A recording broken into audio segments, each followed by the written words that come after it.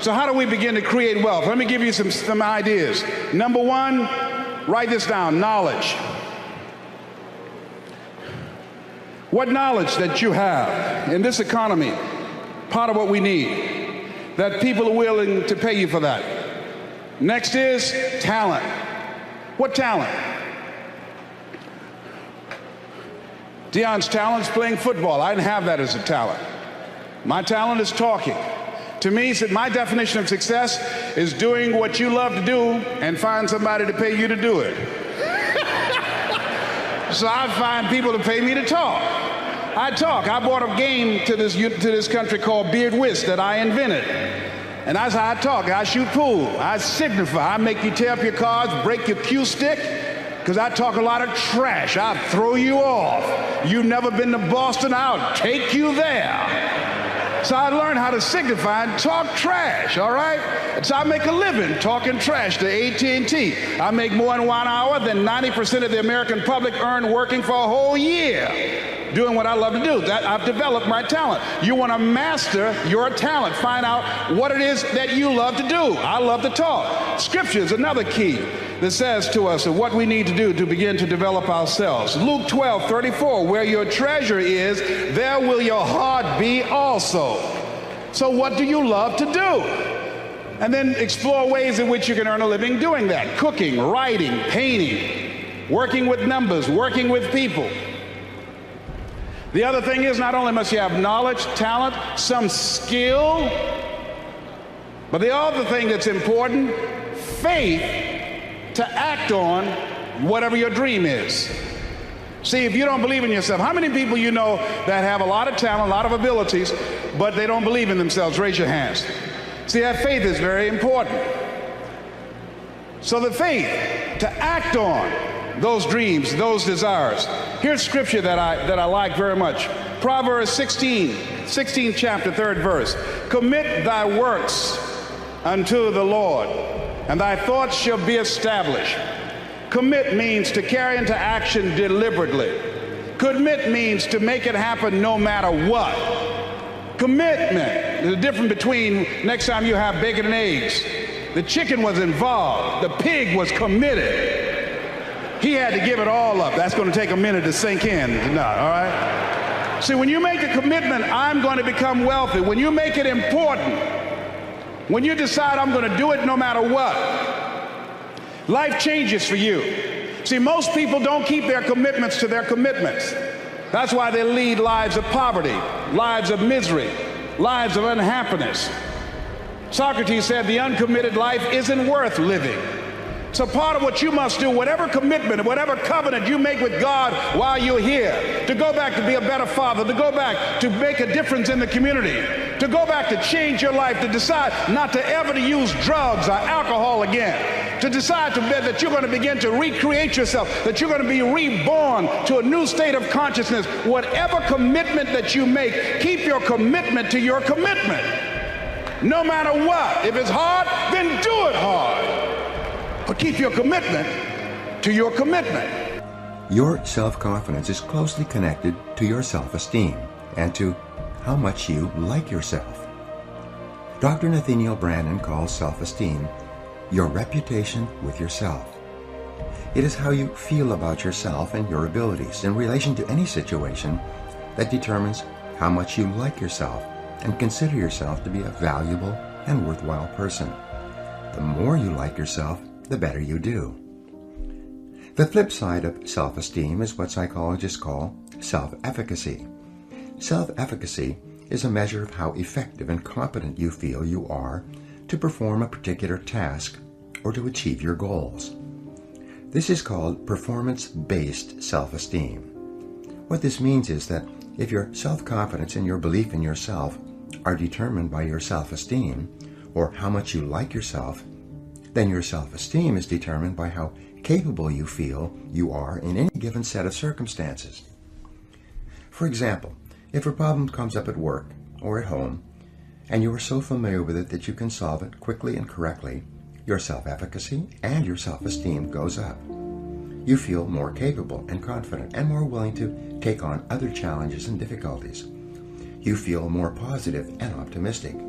You feel like an excellent person.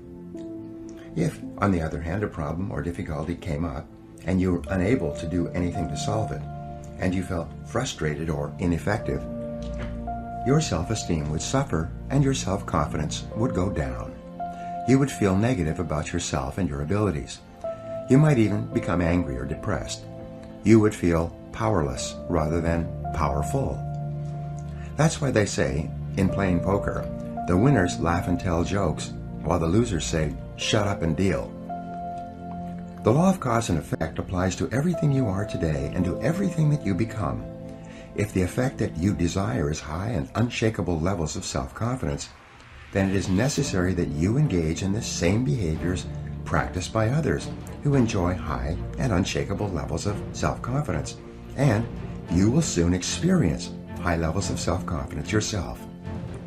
Studies conducted on thousands of men and women who have moved from ordinary to extraordinary performance, and who have moved from feelings of inadequacy to feeling great about themselves, show that there is a direct cause-effect relationship between competence and mastery on the one hand and self-confidence on the other.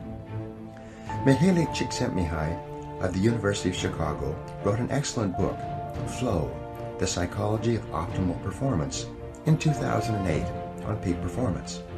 Peak experience is a form of natural high that causes you to feel absolutely terrific about yourself and gives you a wonderful overall feeling of well-being and happiness. And the causes of this effect are now well known. To attain this wonderful, healthy feeling of optimal performance, you need clear goals, challenging standards, regular feedback, total concentration, step-by-step success, and a feeling that you are expanding your capabilities to a new, higher level. When you have created a situation where you experience all of these, you sense that you are working at the outer edge of your own personal envelope. You feel that you are getting progressively better and better at something you are ideally suited to do, and that while you are still working within the range of your capabilities, you are stretching yourself at every moment. When you are caught up in this kind of experience, you often lose track of time. You become unaware of hunger, thirst, or fatigue. You feel calm and clear-headed and euphoric. Tests show that when you are in this state of flow, your brain releases endorphins, nature's happy drug, which causes you to feel happy and energized. Often when you are in this state, the rest of the world seems to slow down. You seem to function with extraordinary clarity. You seem capable of accomplishing great quantities of work in a shorter period of time, with great accuracy and few mistakes. You realize that if you could have this flow experience on a regular basis, you could do incredible things in your work and your life. Take the classes to learn the skills. Get around people that'll teach you the disciplines. And then deposit your imagining the possibilities and believing that it's possible for you. Deposit that now into what we call high activity. Make this note now. Activity finishes the miracle process of turning nothing into something. Activity finishes the miracle process.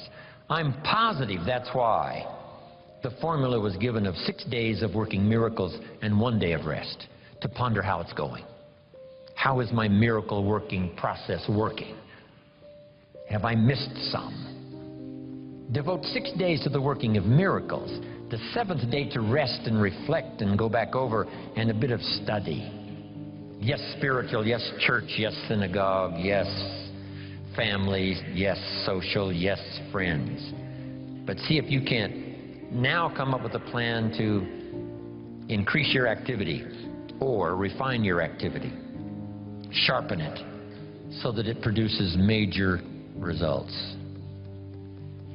Here's the next one. Take joy in the work.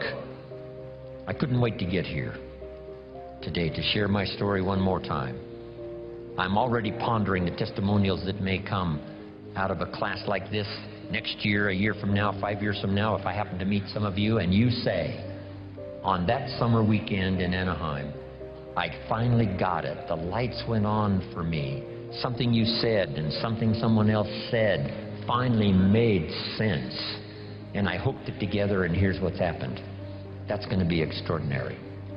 Right? That's why we're here, to do this work. I was excited this morning about being here. Couldn't wait to hear what I've got to say. A lady asked me one time, she said, Mr. Rohn, over the last few years I've been to your seminars now several times. Every time I see you, you're all excited. Things seem to be going great for you. How do you stay so excited all the time? And I said, I think it's because I attend all these seminars.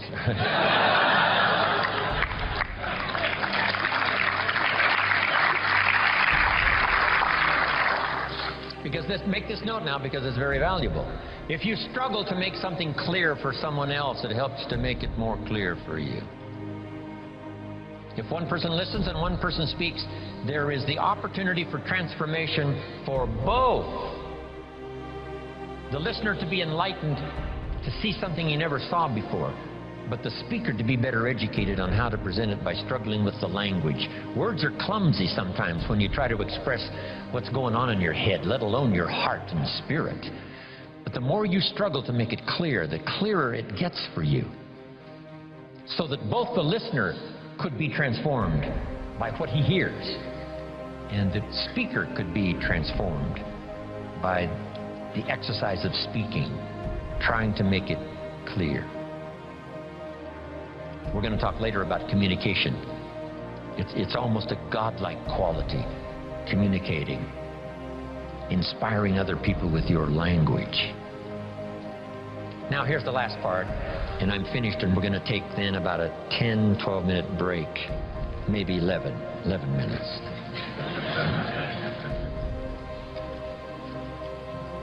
Here's the last one. Are you ready? Say, I'm ready. Ready. For the last one, develop the ability to share. Not just your money and your resources. One of the biggest things to share, of course, is your time, because you're limited on time. You can't get any more time. Big decision for me to make, to come spend this weekend with you instead of with my children and my grandchildren. Right? I'm already wealthy. I don't need the money. So why would I come? Because my children and my grandchildren know this is part of our collective experience. They enjoy the testimonials that come later as much as I do, the letters I get and the phone calls, and the response that people say, hey, your grandfather came and made an extraordinary contribution. See my children and my grandchildren thrive on that story. So they were willing for me, instead of being in Carmel, sitting on the sand at the ocean where my grandchildren live, I'm here in Anaheim, California, spending this time with you. But I gladly do it. Here's why. It's an investment time for me to share, so that later comes the harvest. One, the harvest is by working hard to make it clear for you, I'm getting as much as you are.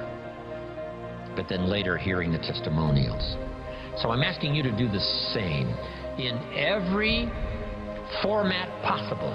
Whether you're asked to do training, whether you're asked to do teaching, whether you're asked to make a speech, always say yes, to the best of your ability, so that you'll have one more time to share, one more time to help somebody lift themselves from poverty to success, from doubt to faith, from illness to health, from skepticism to belief.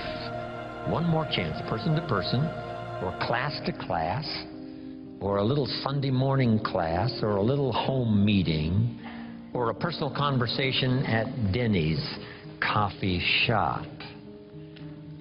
Tell somebody something good, something valuable. The payoff for you is in the attempt and the learning experience. And then the payoff later is to get someone's testimonial that's got your name included.